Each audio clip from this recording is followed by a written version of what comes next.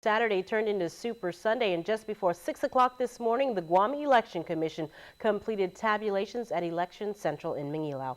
The GEC reports that 21,320 residents participated in Saturday's primary, equating to 43% voter turnout. And here are the results, starting with a congressional race. The stage is set for Democrat Congresswoman Madeline Bordallo to go head-to-head with a Republican challenger, Senator Frank Bloss Jr. Bordallo handily beat newcomer Carlo Dizon, and here's how the final numbers came down. It was Bordallo 7,866 votes and Dizon garnering 2,829 votes. As for Bloss, he wound up with 5,301 votes, while the independent Jonathan Diaz received 84 votes. As for the Democrat primary for the legislature, we've known this from the beginning that all 15 will advance to the general election, but here's how the Democrat senatorial candidates stacked up. Dennis Rodriguez Jr. took the top spot with 7,721 votes. At number 2 was Frank Uggan Jr. with 7,572 votes, followed by incumbent Tom Atta with 7,447 votes, and another incumbent, Tina Munoz Barnes, 6,833 votes, BJ Cruz with 6,697 votes, Speaker Judy Wampat with 6,674 votes, and another incumbent at number 7, Senator Ben Pangilinan with 6,660 votes. And at number 8, an impressive showing for first-time candidate Michelson Nicholas with 6,570 votes, followed by Rory Respicio at number 9 with 6,392 votes.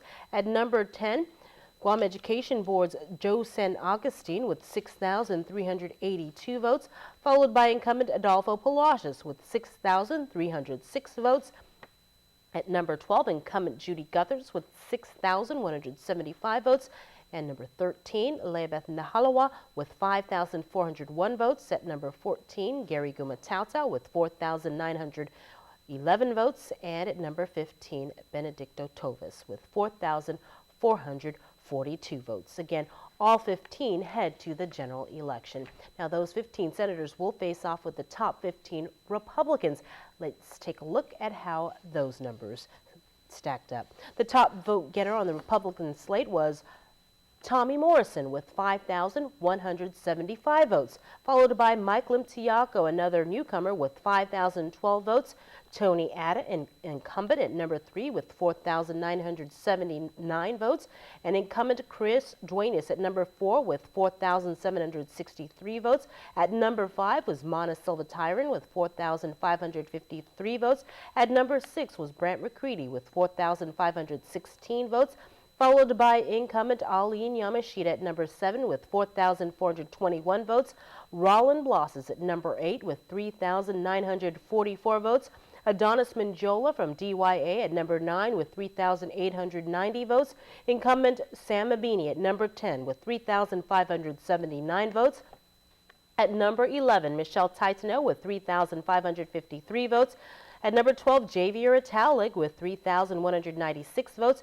At number 13, Bill Sarmiento, 3,109 votes. Number 14, Jose Servino with 3,013. And making the cut at number 15, Antonio Akinino with 2,804. And number 16, it is Mo Cotton, no more Mo Cotton with 2,571 votes. And now to the race for public auditor. This was initially expected to be an uneventful election, as incumbent Doris Flores Brooks wasn't facing a challenge. That is until former Governor Carl Gutierrez announced just a few weeks ago that he was going to jump into the race as a write-in candidate. Here are the final numbers from the primary. Doris Flores Brooks received a total of 14,027 votes compared to Carl Gutierrez, who only received 4,692 votes. There were also 618 other write-in votes. Now, we should note the reason why his name is not listed on your screen is because he was not officially on the ballot. Again, he was a write-in candidate, a formidable one at that. The two top vote getters advanced to the general election, so the stage is set for a major showdown in November. Definitely one of the races to watch. Moving on to the mayoral election, starting with the results in the Barrigada election. No surprises there, as Democrat June Bloss, who is the current vice mayor of Barrigada, will soon be certified as the mayor, taking over Jesse Pelican's spot. Bloss ran unopposed, not just from within her party, but she has no Republican challenger. As for the election for mayor of Orat Chalan-Pago, the Democrats went head-to-head. Incumbent Jesse Gogui received 531 votes, while David Quintanilla received 181. There is no Republican primary, which means congratulations going out to Mr. Gogui as he secures another term, pending, of course, certification of the results. As for Guam's most populated village of Dededo, Democrat Melissa Savara serves another term as she ran unopposed. Same goes for Hagåtña Republican incumbent Mayor John Cruz, so congratulations as well going out to him. On to the Asan Maina election. In the Democrat primary taking this election was Vincent Babalta with 124 votes over Rosemary Akininuk with 98 votes. He will face off with the winner of the Republican primary, and if these results are certified, it could be an upset as Joanna Bloss with 117 votes, which means she beat out the incumbent Vicente San Nicolas, who only garnered 102 votes. Again, these are the unofficial results. Another big race was in Mongmong Tutumaiti as 3 Republicans went head-to-head.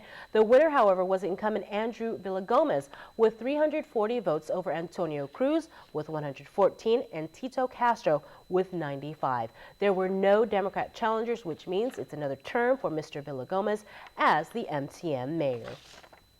On to Santa Rita, no surprises as Democrat Mayor Dale Alvarez was already a winner before the primary even started. That is because he ran unopposed, so congratulations. Same goes for Democrat Sinajana Vice Mayor Robert Hoffman. Now, he was the lone candidate running for mayor, so congratulations going out to Mr. Hoffman. In Telefofo, it was Democrats Goring Duenas and incumbent Vicente Taitegui battling it out. In the end, incumbent Taitegui took the Democrat primary with 369 votes over Duenas' 317. No Republican challengers here, so winner takes all with Taitegui, who gets another term as mayor. On to the big mayoral election in the village of Tamuning. A major upset here as Republicans Vice Mayor Luis Rivera has unseated incumbent Francisco Bloss. The final tally, Rivera 627 votes, Bloss 356. There is no Democrat opponent, so it is a done deal for the mayoral race in Tamuning, and congratulations to Rivera, who will be the new mayor of the Central Village. On to the southern village of Umatic. Democrat Daniel Sanchez will go head-to-head with the winner of the Republican primary, and this is a big one because incumbent Dean Sanchez is out of the race.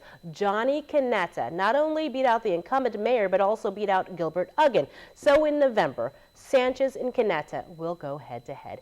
In Jigo, it was Democrat incumbent Robert Lizama all over his opponent, Joseph Taitano. The vote was 754, Lizama 173, Taitano. Lizama will now face off with Republican Rudy Matanane in November. Matanane received 545 votes from Saturday's primary.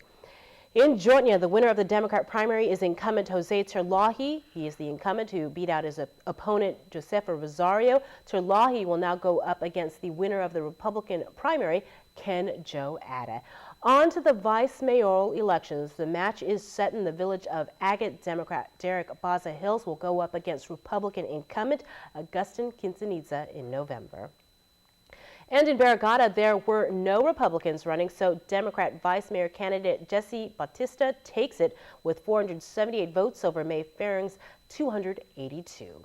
In Manila, Republican Alan Ngata ran unopposed, so congratulations to him as the vice mayor of the village.